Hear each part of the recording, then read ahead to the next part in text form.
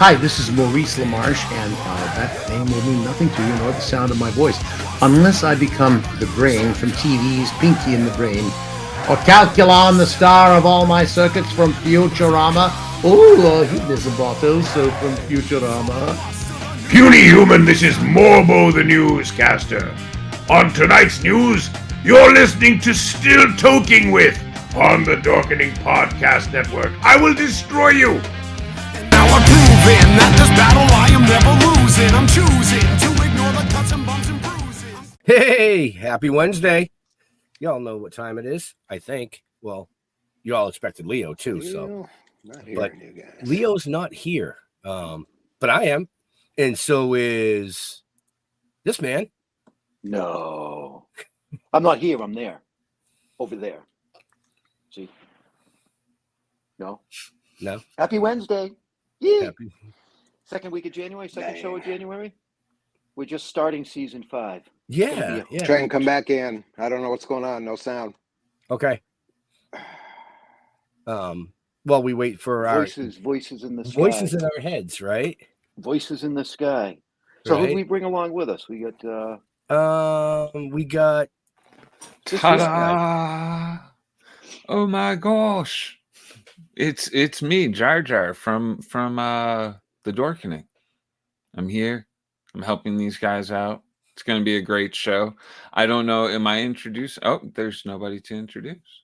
well, he's having apparently that was the voices in our head. He couldn't hear. He lost his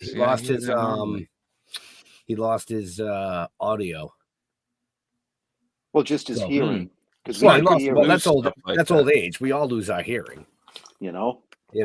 So But he'll be back in. well, he is back. At least he already knows the rules. Right in Jar Jar. I'm gonna bring him in to see if he has his hearing, if he can hear us.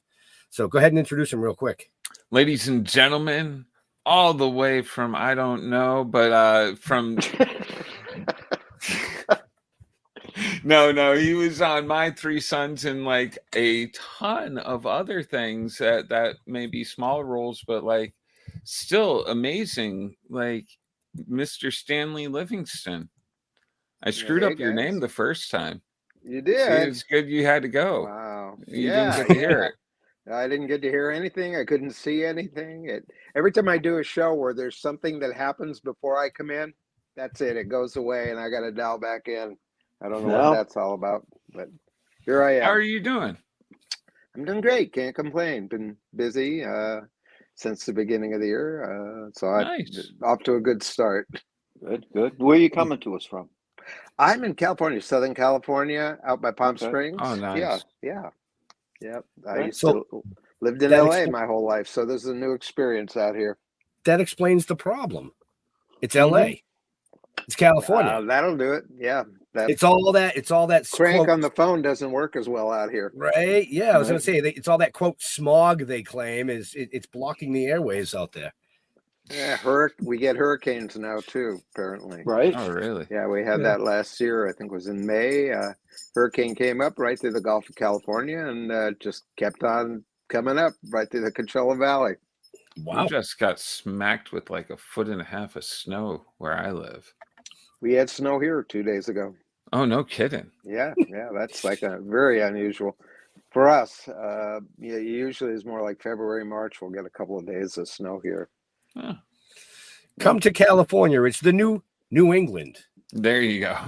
Right. Yeah, or California sitting where New England was, and it's probably down by Australia it was or something. I don't know. I think all Well, these that's okay. tectonic plates are shifting around.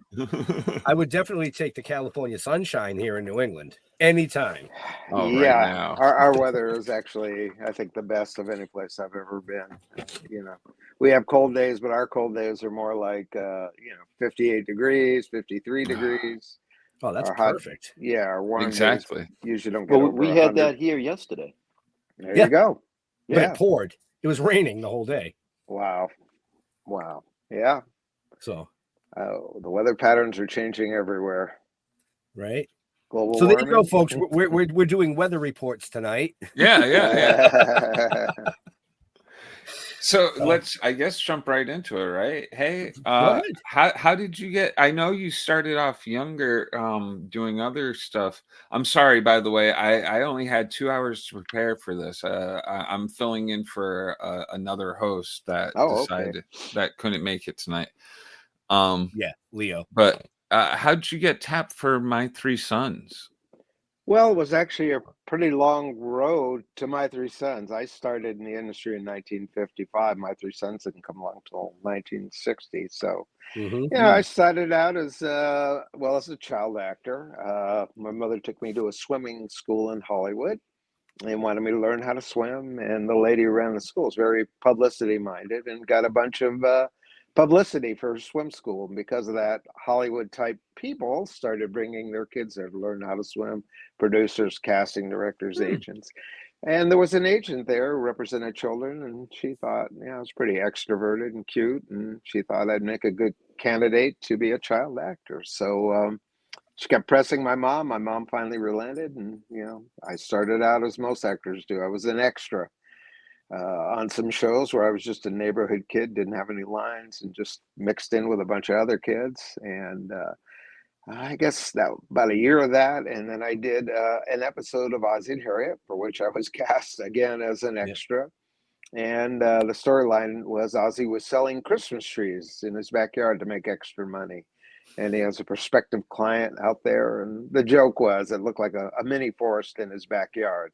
And lo and behold, about 6, 7 kids come marching out of this forest with backpacks, sleeping bags, and we kind of walked off. Anyway, I don't know why Ozzie picked me out and called me to the side and said, "Hey, I want you to say this line." He told me what to say. He said, "When you get right to this spot, I'm going to put an X on the floor. Don't look at the X, look right at me and say the line right to me, and then turn right and go out of frame." So I did that, and they moved the camera in closer, did a close up, and at the end of the day, he went up to my mom and said, "Geez, I really liked him, and I'd like to have him back again. Please leave your contact information with my secretary in the front office." And whoever thinks any producer or director is going to call you back, that just doesn't happen. But in this case, it did. About a couple months later, my agent got a call.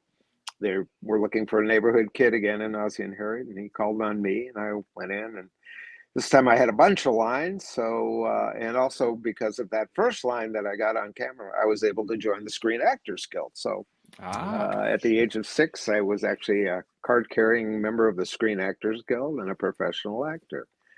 So between 1956 and 1960, I probably did 15 episodes of Ozzie and Harriet. Did a bunch of other period shows that I can't remember the name of back in those days. Started doing movies. I did a movie, I think it was in 1957, called The Bonnie Parker Story with Dorothy Provine. It was an early Bonnie and Clyde movie, and it was made to be double billed with Machine Gun Kelly with Charles Bronson. So it ended up in a lot of drive-in theaters, and it was a double bill in regular theaters. And then while I was doing Ozzie and Harriet, there was another show shooting across from us that had a dog. It was a Basset Hound. And I was a dog person. So on my breaks or during the lunch hour, when they would open up the big stage door, I'd go wandering over there and play with this dog, whose name was Cleo. And he was actually a cast member of the show across from us. Anyway, one day I was, just talking to the dog, talking to the trainer, and this guy came up to me in a suit and said, "Who are you? And what are you doing here?" And I thought I was in trouble. And he sat there and talked to me, for probably about 10 minutes. So, it almost felt like an interview. And then he said, "Gee, I'd like to meet your mom." And I go, "Am I in trouble?" And he said, No, you're not in trouble." He goes, "But I would like to meet your mom." So I took him across the street to stage 5, where my mom was waiting for me.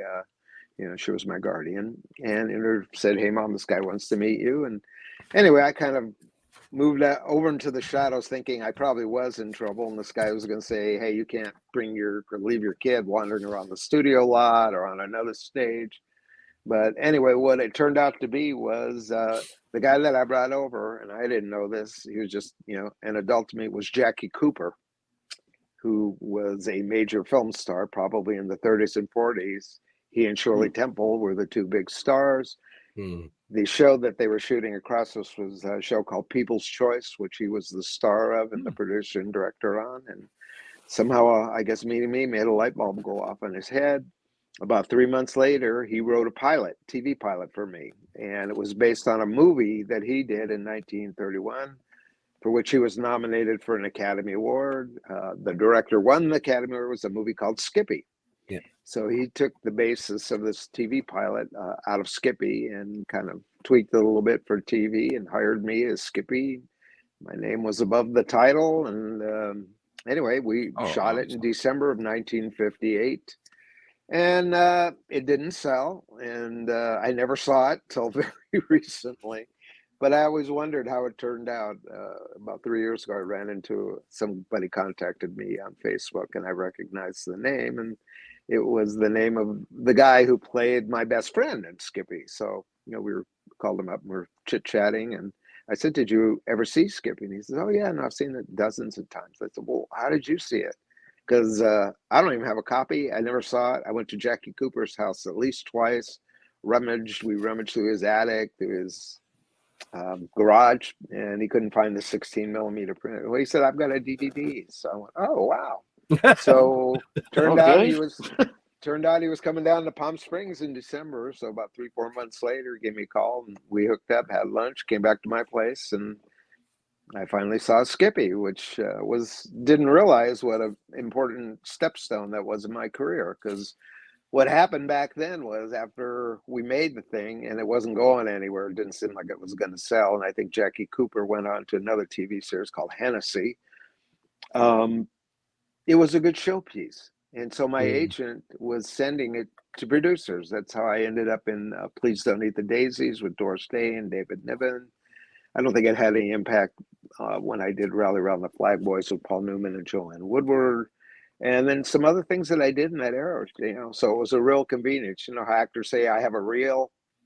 Well, today, what they were talking about like 20 years ago was they'd send your videotape in, and the casting person or the director or producer would watch it. Then it became a DVD, and now it's all file based, or you go to your Actors Access thing and watch your reel. In those days, it was actually a reel of 16 millimeter film.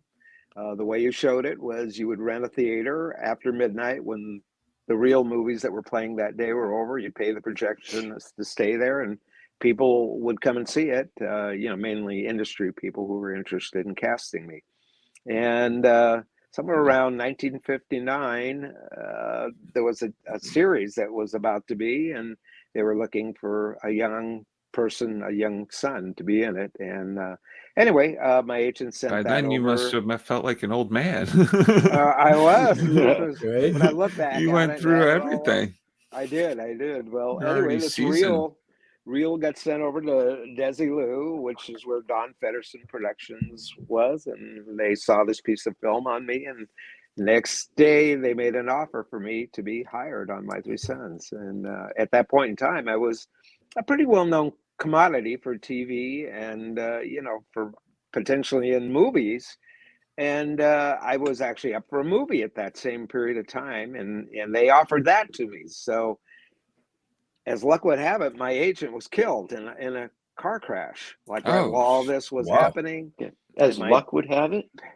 Well, bad luck for her, bad luck for me too, almost. But what happened was I ended up with another agent that we really didn't know, but she was a very well-known agent, but she took me.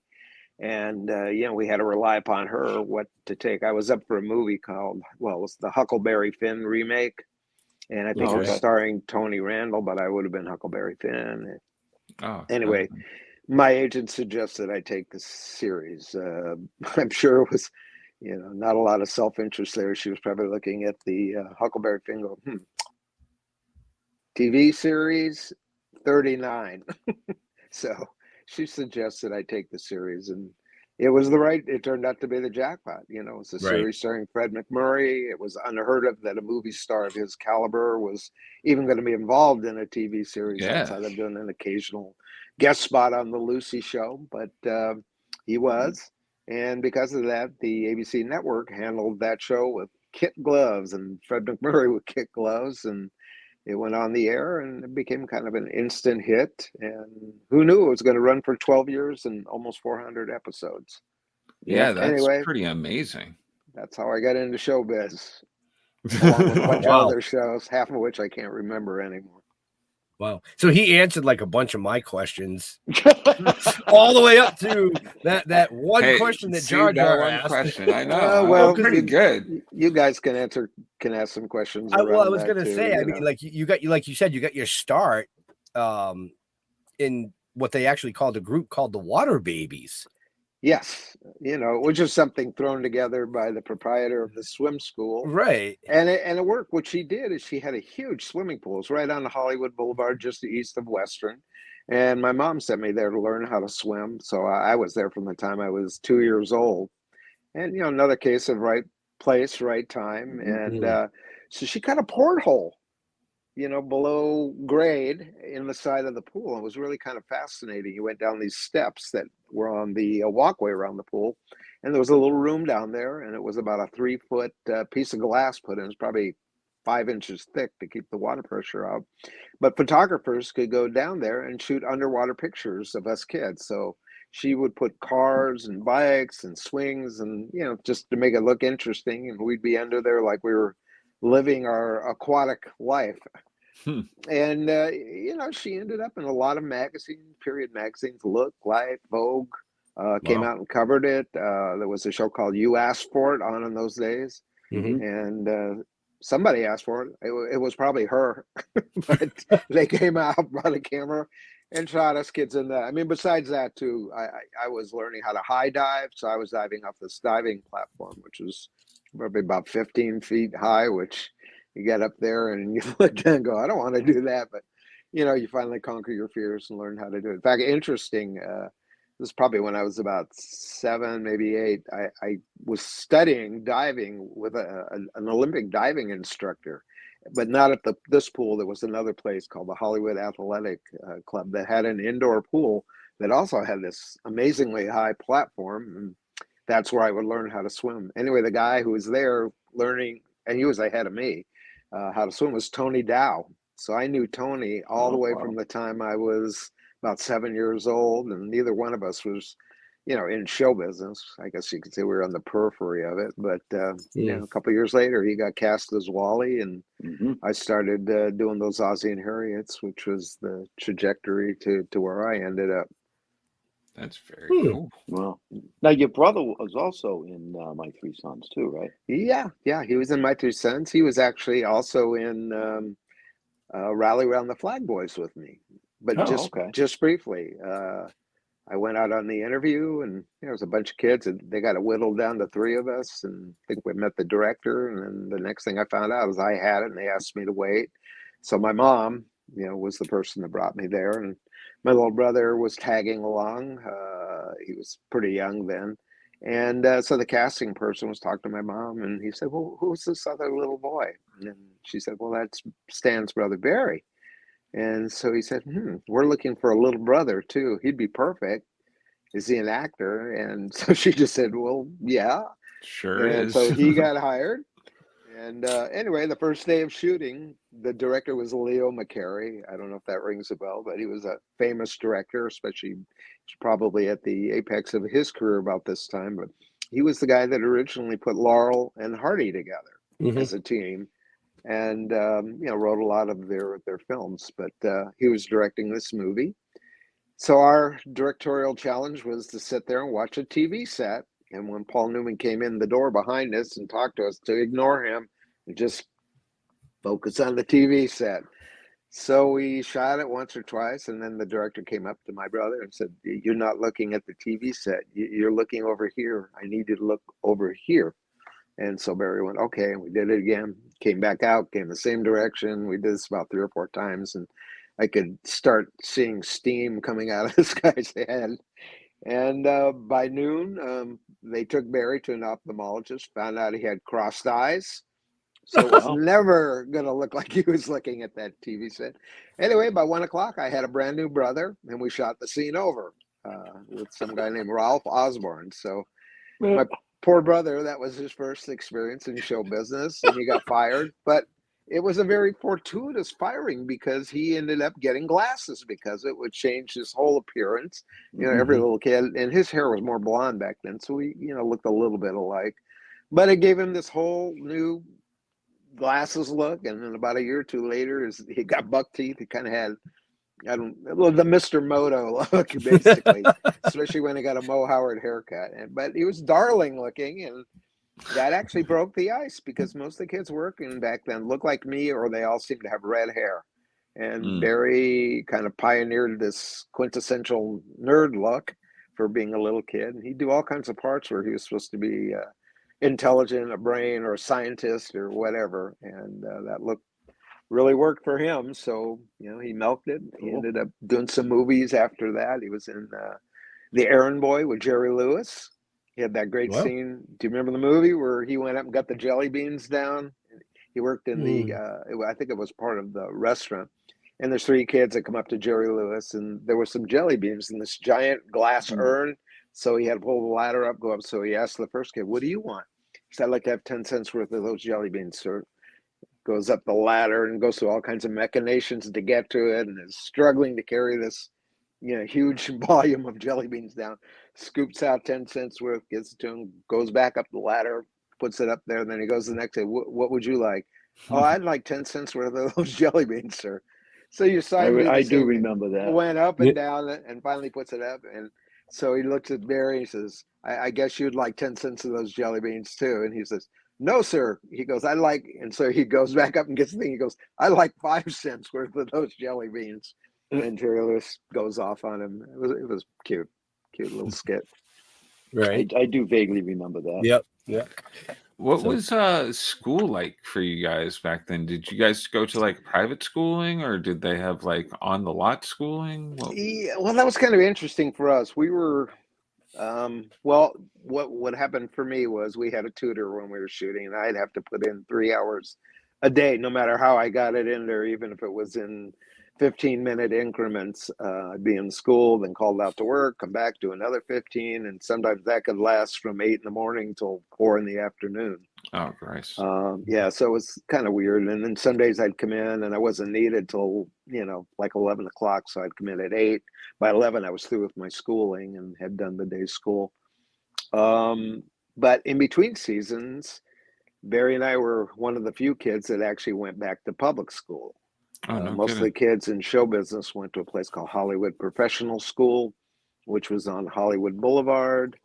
And, you know, most of the kid stars of that era all went there. Even people in the music industry. I know David Marks from the Beach Boys, he went there. But almost everybody that you saw on TV went there. And for some reason, our parents decided they didn't want us going to be with just child actors all day and talking about our careers and probably having your head swell up, you know, could get full of yourself. So they said, "You guys are going to public school.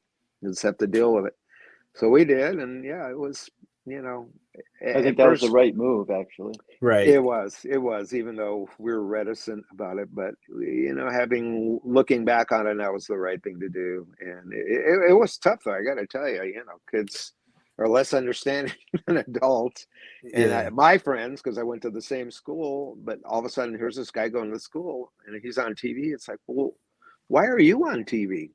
And, you know, I had explained that I had an agent and, you know, it was getting me work, and it, you know, didn't make any sense to them. So it was either a case of kids loving you or hating you. That's the way it worked. Right. You know, they wanted to be your friend or they wanted to kill you. That's kind of how it came out. So, and that was the case all through high school. You know, there were people that, you know, cozied up and wanted to be friends, and some of them turned into real friends, and others were just friends for the moment when they met me. And then other ones were like, you know, see you after school. Don't make me come get you. Oh, jeez. I know. There's a lot of tragedies that, you know, have come out of child actors, and you know, yes, there is. Yeah, you know, I probably it's so know unfortunate, you know. a lot of those people had bad lives. Yeah. You know, I don't think it's so much the experience of actually being in the industry. It's how your parents relate to you, and it really depended on the kind of parents you have and how sensible they were, or whether they were putting you in the show business so they had another revenue stream, and we're going to end up taking all your money, and they just looked at you as chattel. Our parents were really good, and we always had the option that if we didn't want to do it anymore at any point, we could always tell them, and we didn't have to do it anymore. But it was kind of in my blood all the way from the time I started school. When I was in kindergarten, first grade, I always wanted to be in those shows, that they had in the auditoriums, and I guess my parents saw I gravitated towards that, and I was getting the part, so they thought, well, and then that opportunity came along with the agent to kind of take it to another level, and they were with it. And when we were making good money, my parents weren't taking the money. Most of it was put into a trust fund for me for when I was supposed to turn 21, although that ended up changing to 18 at some point. And so good parents. Got to pick When your I was parent. a kid, I did one play when I was a little kid. Fuck that. Never again. Hated it. Yeah, Not I for think me. people either love it or they don't like it. They like performing, or they like the adulation and people clapping for them. Or some kids are shy and they don't really want to be in front of people. You really have to find your place there. This goes even for today for people wanting to do this. Right. I think people get into it for the wrong reasons. They look and go, well, I could be rich, or I could go to these parties, or I'll have a mansion, or I'll have a Lamborghini. And that's their motivation. That never works out, And if it does, you got to do it because you want to do it because you love it. Right. You love the work, and you would do it even if you were doing it for free. Because a lot of times you will be doing it for free. So, yeah. Well, So outside of just acting, you've done just about everything in the industry. You've done some directing, producing, editing, special effects, writing. But I want to go past that to way back when you were about 11 years old. You actually were a singer.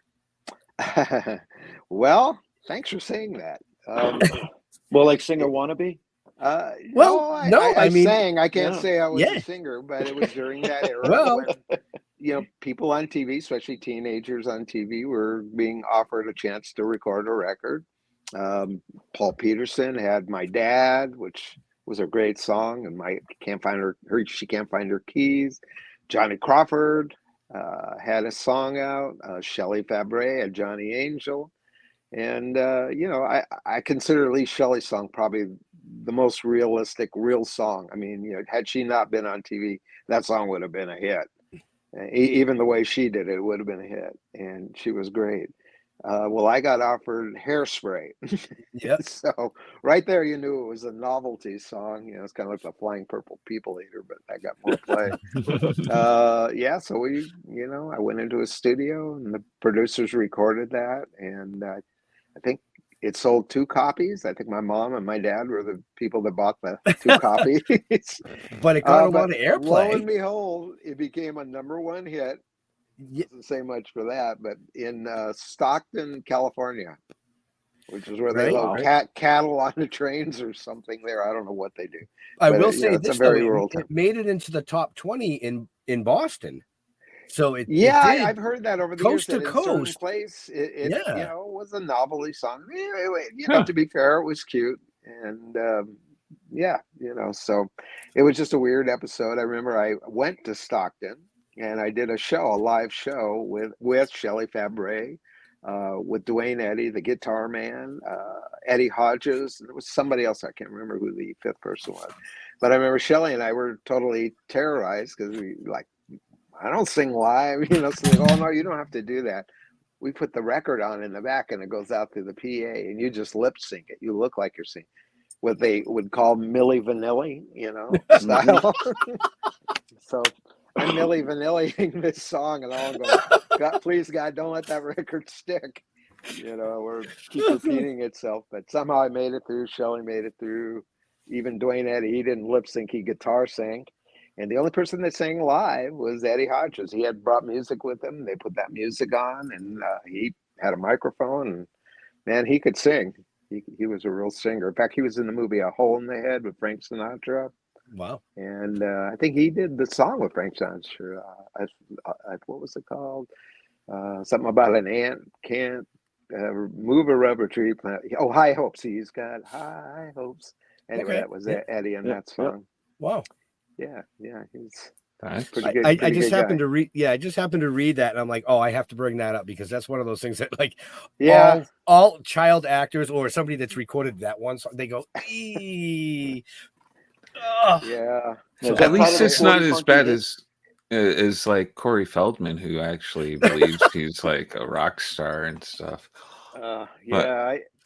I probably thought I was too. You know, all of us guys my age got end of 1963. Our whole world changed because the Beatles came out in December of '63 or January of '64. I was standing in line at Sears to buy Meet the Beatles, and next day after that, I had my Beatle boots, and I didn't want to cut my hair anymore. You know, so I only cut it when I went back to work. So I was a convert. It was like a cult. And, you know, I went out, bought a guitar. Dumb. I didn't know what kind of guitar to buy. So I went to a pawn shop. And, you know, any guitar looks good if you don't know what you're doing. So I picked yeah, one off the wall. The frets are the strings are about that high off the frets. And the neck was about 6 inches wide. It was a what do you call it? Metal string classical guitar. So about 3 days later, my fingers were all bleeding. You know, I didn't know anything, but I learned how to play on that guitar. So about a year later, somebody said, "Well, you should buy like a real guitar. You know, it'd be a little bit easier to play." So went to Wallach's Music City in Hollywood, and I bought a Fender Mustang. Which made your hands all wow, soft. yeah, tapered neck. You know, the strings were Mhm. slinky. They didn't abuse your fingers, and they were, you know, 1 nano off the fret, so there wasn't any struggle to bring those strings down to the fret to make the noise. So when I had that Fender Mustang, for about 10 years, about 2 years later, I bought a Gibson 335 cherry body guitar. And, it was pretty good, you know, as a guitarist back then. And can't say You I was a still great play? singer. No, I had to give it up when I was about 18, 19, I guess it was. My daughter was born. And it was a choice of, do I want to be up all night because the guitar is waking her up, or do I want to sleep? So, and I decided, you know, I better really kind of focus on what I was going to do. So got rid of the guitars, bought cameras, and, you know, editing equipment. And I go, man, you know, I better learn how to do this. This is kind of where I'm known. I'm never going to be John Lennon, Paul McCartney. You know, I don't even think I'm going to be Tiny Tim. So, yeah, I made my move. Okay.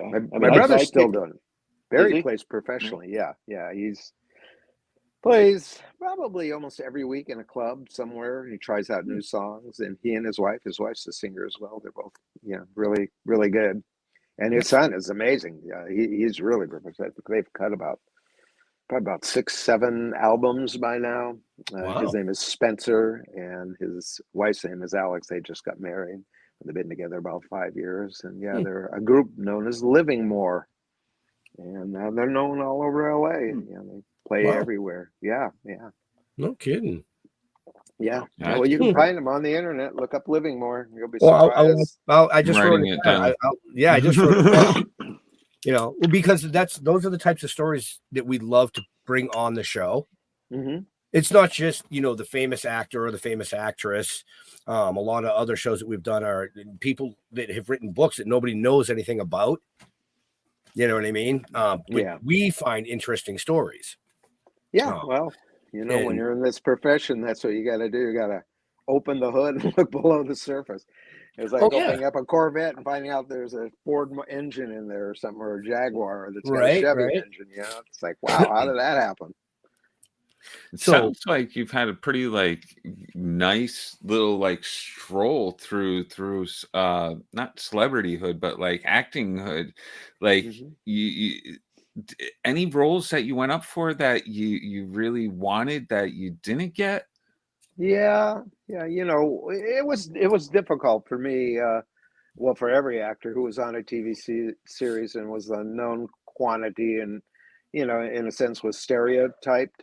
And anyway, when My Three Sons, I was anxious for it to end so I could, you know, go on with my career, whatever that was going to be. No kidding. And went out on some interviews, and you know, a lot of times I wouldn't get hired because you'd walk in, they go, Chip. Well, I don't want Chip in my movie. You know, it's like when this character walks on, it's kind of like what happened to George Reeves way back in the Superman. 50s. Yeah, after he had done Superman, it was very difficult for him to get work. In fact, I think he was in a movie as kind of in the biography about him, and they were screening it for some people. And when he walked in, I think it was supposed to be Gladiators, and all of a sudden somebody goes, "Look, it's Superman!" And it just kind of jarring and stopped the movie, and they had to cut the scene and cut him out of the scene, and it really kind of wrecked his career. Well, I was sort of a victim of that too. It either worked for you. Fortunately for me, there was B movies, and those are the type of people that would hire. The Roger Corman, Gene Corman, anybody making a low budget movie saw the sense in having some known quantity, even if you weren't a movie star. But the biggest problem of all was the casting people. They really were, I guess, the gatekeepers of getting into the movie industry. And if you were known for TV, they didn't even want to see you, most of the time. And wow, I remember I made a big mistake. I wanted to be in this movie because I read the book, and the description of the book was me.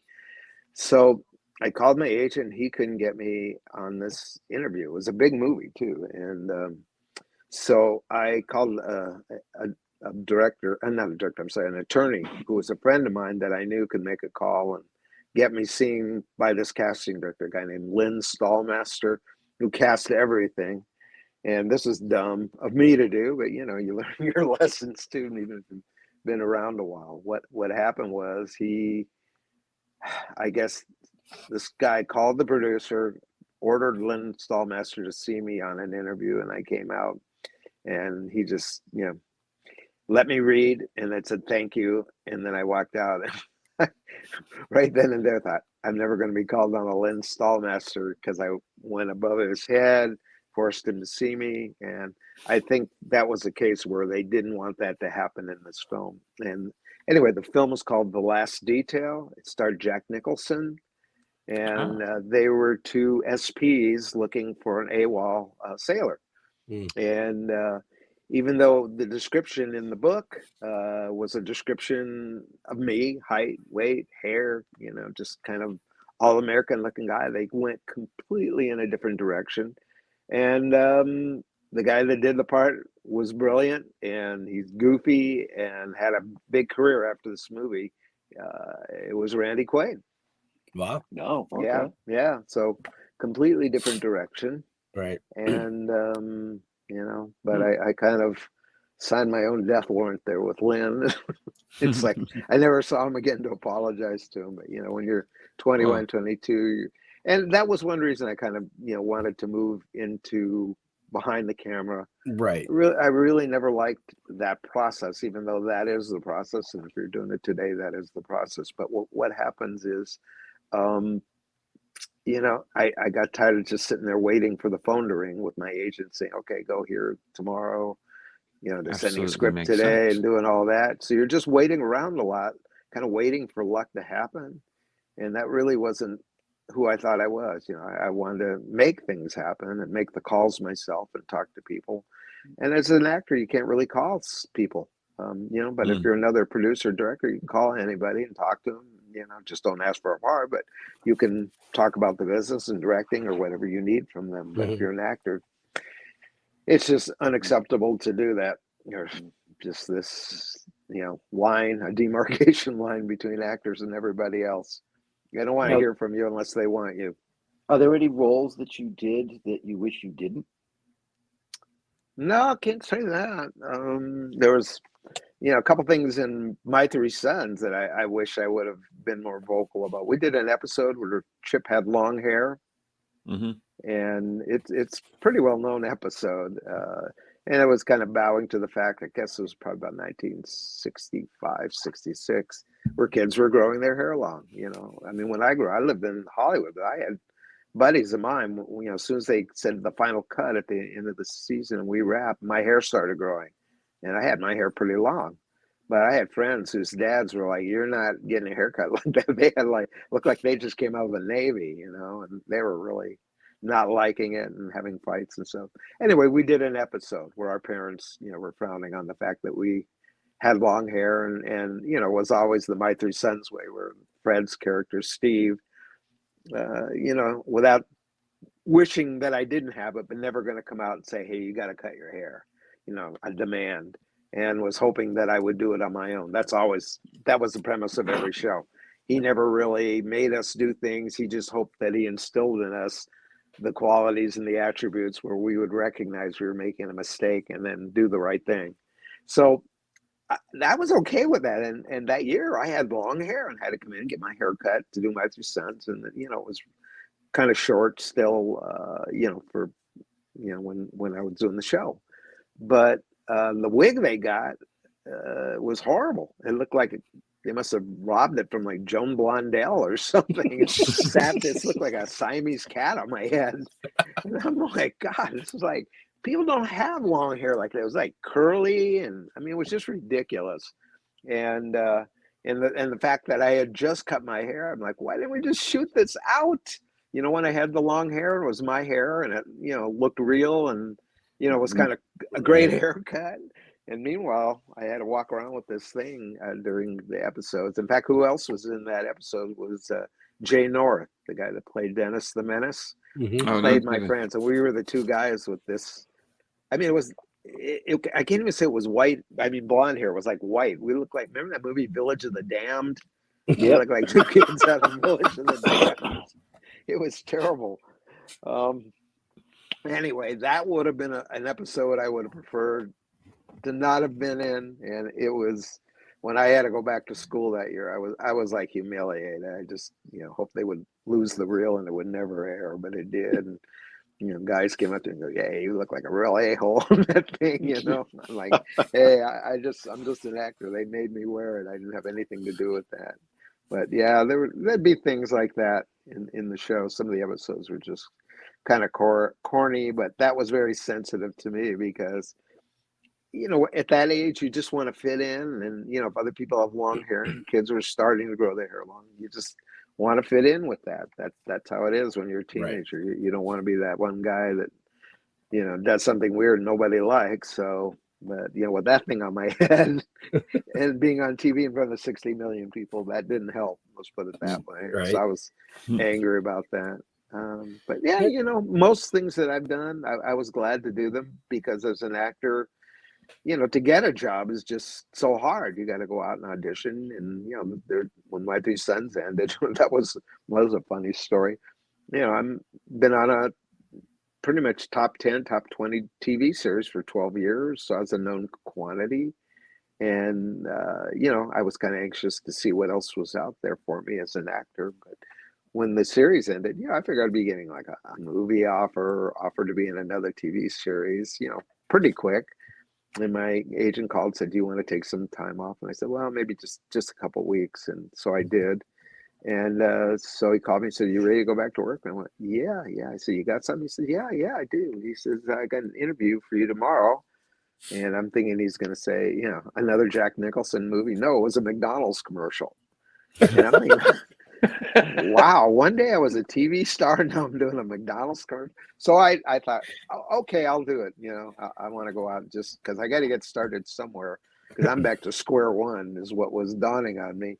So I get to this room and there was about 100 other guys that looked just like me, and had to learn the lines and had to stand up and I don't think I did a great job because I was more in shock of where I was or, whatever I thought was going to come next. This wasn't it. Had to stand up there and hold a hamburger and go, it's great. It's got a pickle and a lettuce and tomato and, all of the things they always would say about a McDonald's hamburger. I don't think my sincerity was there that day. I came home and I remember flopping on the couch and my wife going, what's wrong with you? I go, well, I just got my first interview. Just went out for a McDonald's commercial with 100 other guys. And so how do you distinguish yourself, the 100 other guys? But then, I thought, okay, look, forget it. This is the route you chose. So you better get back to acting school or whatever you're going to do about it and get serious about whatever's coming up. And, went out on a Honda commercial a couple of months later and I got it. And the same day I went out on a Kemper insurance commercial and I got that one. So I had 2 commercials that I nabbed in one day. And the commercials were actually being cast in the same building. It was different people. But so my agent calls out. He says, "Well, you got a problem." He goes, "You got them both, and they both shoot on the same day. So he goes, "Do you ride a motorcycle better than you ride a horse?" And I said, "No, I probably ride the horse better than the motorcycle." So I ended up taking this Kemper insurance commercial, and I had a ride on the back of a horse. I wasn't really riding on the horse, and that was the problem. I knew how to ride a horse really well, but I was supposed to jump up and back of the guy who was in the saddle and hang on for dear life. And we shot that all day long, and lo and behold, I found out at the end of the day a lot of those stunt guys got hurt. The cinches were breaking, and they were falling off. And the very last shot I was in, I thought I was done. They knocked on my dressing room trailer, said, "Oh, director wants to get one more shot of you coming at the camera, and then you turn and we whip pan around, and you guys are riding the horses into the sunset, and it's coming up. So get out here right now." And so we did it. And so as we were shooting, when the horse would turn and make that turn, the inertia would make me go that way, and it was because I didn't have any kind of stirrups to push back on. So one of the guys would kept butting me with his shoulder to get me back up straight, and so he did. But the guy in front of me that had the reins and had the Kemper insurance flag, he starts yelling at me, "Jump, jump!" He goes, "The cinch just broke. The saddle's going." So the saddle. Oh no! Going. So I just went like that, went over backwards and landed on the ground. And, man, it literally almost tore all my clothes off. Fortunately, I wasn't hurt. That guy, I think, broke his arm or a couple of fingers. And it wasn't until later in the day I found out they were demanding stunt pay or something because, a lot of people got hurt. And, it was a pretty wild day shoot. But lo and behold, that little insurance commercial, if you can get a good commercial back in those days, you can make $100,000 in a year and not work for one day's work because they paid so well if it was a national commercial. Well, this was a national commercial, but it only played during tennis season. That's what these call. So I think it was from January, February, March, like April or something. And it didn't sound like a lot in that day. I made my day's pay, but I ended up making, I think it was $15,000 a year. So that would have been 60 had they run it all year long, maybe more, for 10 years. Wow. 1 day's work. Yeah. That's fan-friggin-tastic. Yeah. That's what they call royalties. Smart. Royalties, residuals, yes. Take the residuals, folks. Take the residuals. It's funny those that days they were worth something, though. Right. It's funny that it was such an unsafe thing since it was an insurance commercial. I know. That's what I said to the guy when I was, they saw me fall off, the other guy fall off, and all the other horses turned around, kind of were coming back. We're still laying on the ground there. I wasn't really in pain, but I remember the guy from the commercial agency came up and he's like looking, he goes, "Are you okay?" And I said, "Is it too late to buy any of that insurance?" Yeah. Wow. Oh, that's too funny. Yeah. So the worst part of it actually was I wasn't really hurt from the fall, but from having riding on a horse all day. If you haven't done that, I couldn't walk for 3 days. I was like walking bow-legged. My inner thighs were just killing me, man. Oh God, that was like horrible pain. Right, bruised tailbone. Oh, the whole the whole yard. Yeah. People do that for fun. I can't believe it. Right. So what do you got coming up? Yeah, I was just gonna say that. Well, I've been working on this project actually for a number of years, and it's been up once. I did it's a documentary as far as the Screen Actor is concerned, but what it is, it's an educational documentary, and it's for actors, but it has nothing to do with acting. So people go, "Well, what could that be?" And anyway, so to describe it, there's acting schools all over. If you're going to become an actor, you start somewhere, either at a mom and pop local acting school, and you have a teacher. You go to junior college, university, you go to New York, you go to the Actors Academy, or wherever you want to go. There's acting schools everywhere, and they're really good at training actors in the art and craft of acting. The problem for actors, and this has been an historical thing, is that there is just never been a program or a course you could take on the business side of being an actor. And almost anything you do in life is kind of a two-component, deal. If you're a chef and you love to cook and you have great recipes, well, that's well and good, and you've got that down. You know how to run a restaurant, and sign leases, and the equipment, and all that. Mm-hmm. So you can be the best chef in the world, but if you don't know how to run a business, you're going to be out of business. And it's so true for actors. so deceptively simple. It looks like you're just going to be doing acting, but there's this other side, what are called the non-performance skills, or the business side of the industry, that really elude everybody, because there is no program, there is no book. The few things that are out there is get a reel, get a resume, try and get an agent, try and get in Screen Actors Guild, and when actors accomplish that, they think they're done. Anyway, I put this program together. It covers about 65 topics, and it's not me teaching it. I decided to bring in just about everybody I either worked for or worked with. So I brought over 100 people from the entertainment industry to teach the program.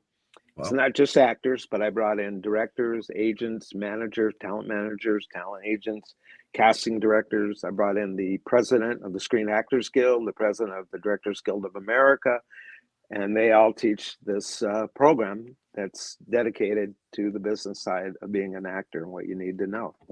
So you have the opportunity to go out there and do it for yourself and reinvent the wheel. And that'll probably take you 10 years. That's just normally how long, if you even learn it at all, because it just depends on the experiences you're going to have. Or sometimes you make mistakes and you're in the business and then you're right back out, never to get back in again. Or, like I said, this is a 10-hour program and you can sit there and watch it, can binge watch it, or you can watch it over the period of a week and learn from people who've got 20 years worth of experience that have been there and done it and are really divulging everything that they did that worked to you. So you can take that and implement it for yourself. In fact, over 50 of these people have either won or been nominated for Academy, Emmy, and Golden Globe Awards. So Wow. I call them the horse's mouth. Anyway, it's a project called The Actor's Journey. We're just getting ready to relaunch it. I've got everything almost done on it. The website's built, but not up yet, not visible. And we're just uploading the video right now. And once it's up and tied together with our website, then people can go there and, start watching the segments that are there. And, they're, reasonably inexpensive. I think they're $5 an episode or something like that. So we try to keep it as inexpensive as possible. So no matter what your financial situation is, you don't have an excuse not to be viewing this material and implementing. Yeah. Wow. Anyway, so I'll be That's remembered pretty- for that's My pretty Three cool. Sons, but I'd rather be remembered for this because, My Three Sons entertained a lot of people, but this is for all actors, that are here Right. now or are going to be here. It's the same proposition as it always was. Well, getting that I don't know know-how why is somebody gold. didn't do. Yeah, I don't know why it never. Always perplexed me that there wasn't something like that. I saw it decades and decades ago that people coming here from New York, from the Actor Studio, from Yale, these prestige schools, and not knowing anything about the business, and they're just lumped in like everybody else who just got here. In fact, that's a good idea. Don't come here at first. That's kind of what we teach people. You don't need to come here. You need to start where you are and, get a feel for it, see how it works for you, because you may decide you don't like it. A lot of people think an acting career is one thing when it really isn't. They see all the parties, the lights, the glamour, the girls, the cars, mansions, and, for 99.9% of actors, that's not their life. They're struggling, like to get their next interview, or struggling to get an agent. And how do you get an agent?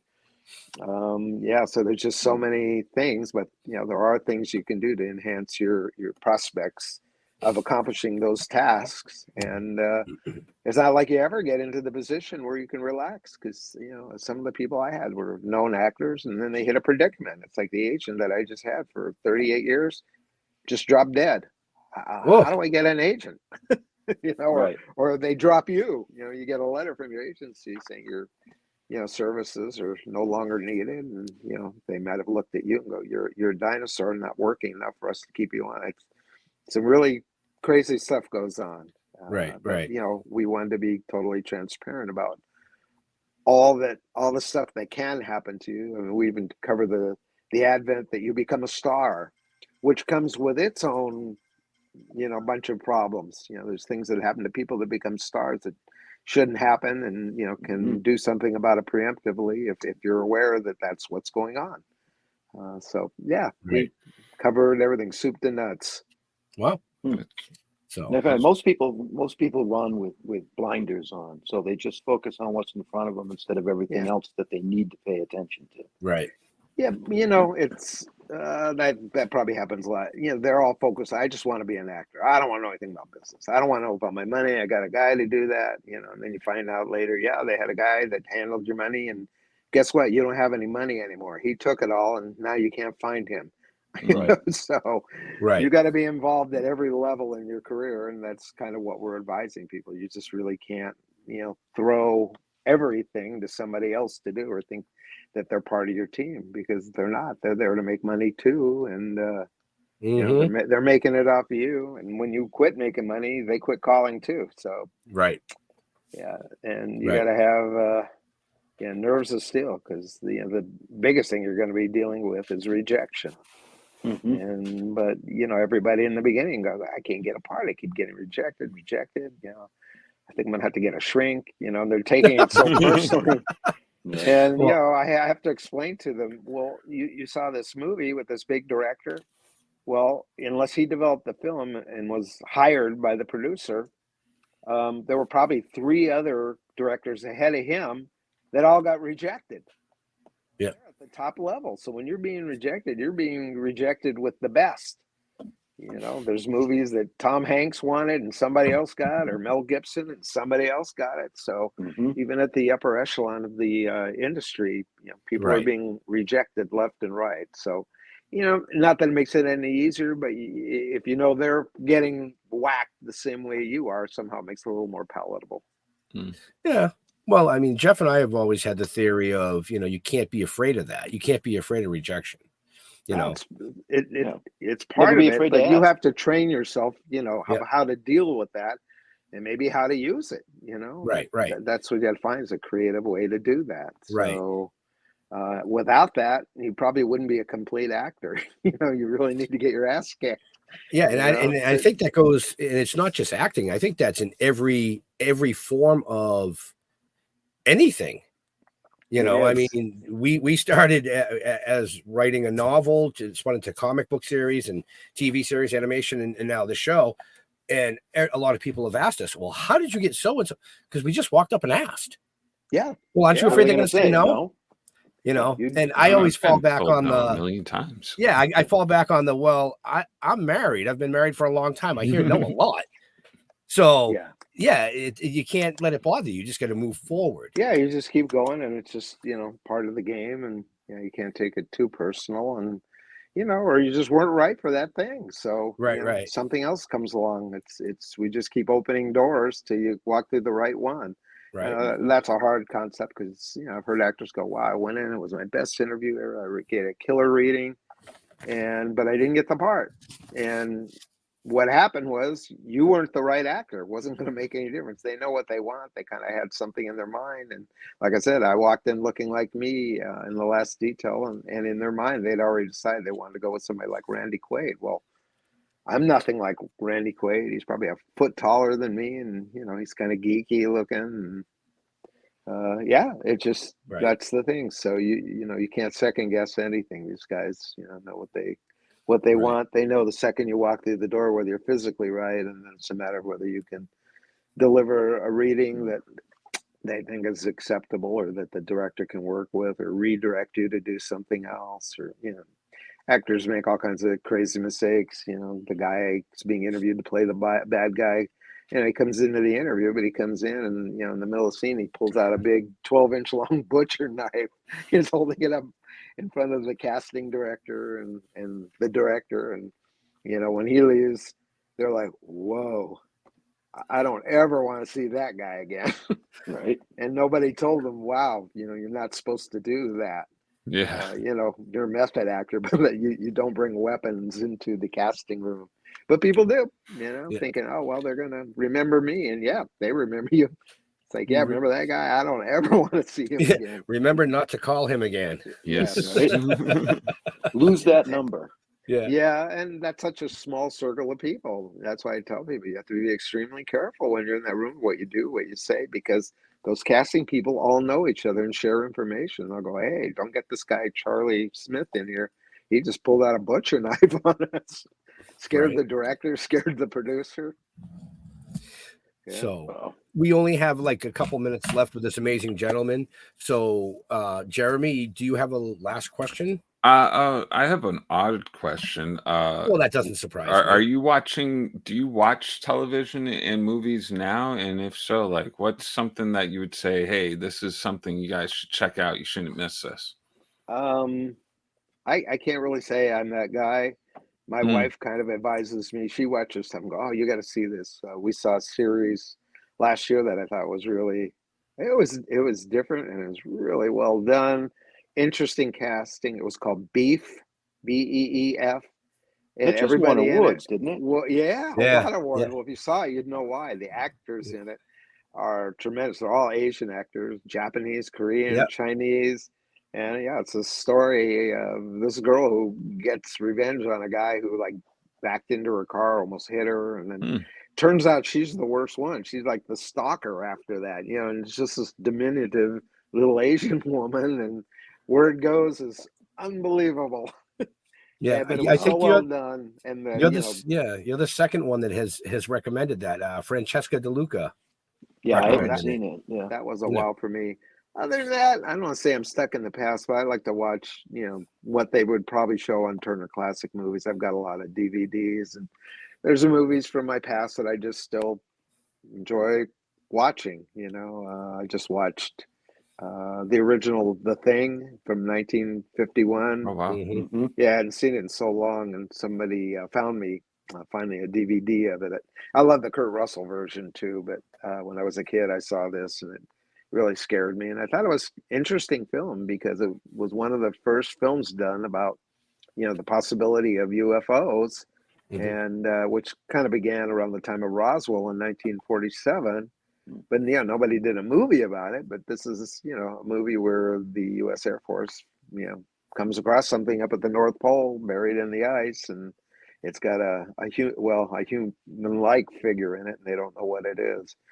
You know, it's not any kind of graphic stuff like in the remake that John Carpenter did. And I love that. I love that movie too. It's just It's one like of the old best original, scripts. The Blob.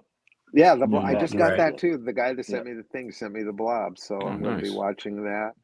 But yeah, you know, the second thing was I thought really good. The guy that wrote it was Burt Lancaster's son, Bill Lancaster. And if you listen, it's just the most sparse dialogue. It just tells you what you need to know, or that stuff that would drive the characters. And it's, you know, got funny moments in it, but it's completely terrifying, especially if you've ever seen it in a theater. I went with a buddy of mine at the time when it came out. I used to be neighbors with Sherman Hemsley. So we decided to go see it one night at a theater. Man, he freaked out. He goes, man, I'm having like nightmares every night because of that part of the thing that like turned into a head and grew legs and was crawling around like a spider. He goes, I'm having nightmares every night. Yeah, that was a pretty graphic movie, I have to say, but inventively so. Right.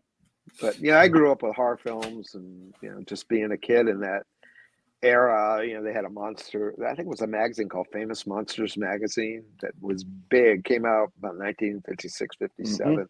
And right outside the studio gate, there was a restaurant called Oblat's, and we would go there occasionally for lunch, and they had a news rack, and that was the first place I ever saw it, and started collecting them every month. But, you know, with stories about the makeup guys on it and the technicians that work on it, Willis O'Brien for King Kong, and Jack Pierce, who did the Frankenstein makeup, and then stories about Lon Chaney and Lon Chaney Jr., Frankenstein, and it would get into the sci-fi stuff too. So I was always into that stuff, and just Henry Hall.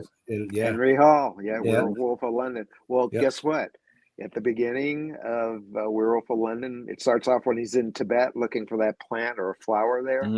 That's the same place we shot that Kemper Insurance commercial. It's called Vasquez Rocks.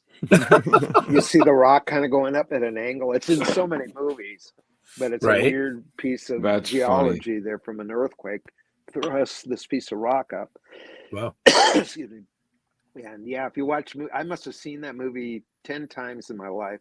And suddenly I went, wait a minute, that's Vasquez Rocks. And it's supposed to be Tibet. Yeah, it's amazing how much certain locations in LA were used over and over again, from Wow. shooting insurance commercials to werewolves running around on them. All righty. Jeffrey, you got a last question for this amazing gentleman before we have to let him go? Yeah, because I got to bail pretty quick too. Yeah. No, I don't have a question. I've got a comment. Wow. Okay. When I was a kid, my father, because I have two brothers, so there was three sons, and he used to at the beginning make us watch My Three Sons. Okay, because it helped. Well, I think it made it easier for him dealing with three boys of his own. Yeah, he probably identified with it. He The show, if identified you with say it one and- thing, it was probably a good thing, because the show, without being too preachy, really taught a lot of values, I think, to kids in a non-preachy way.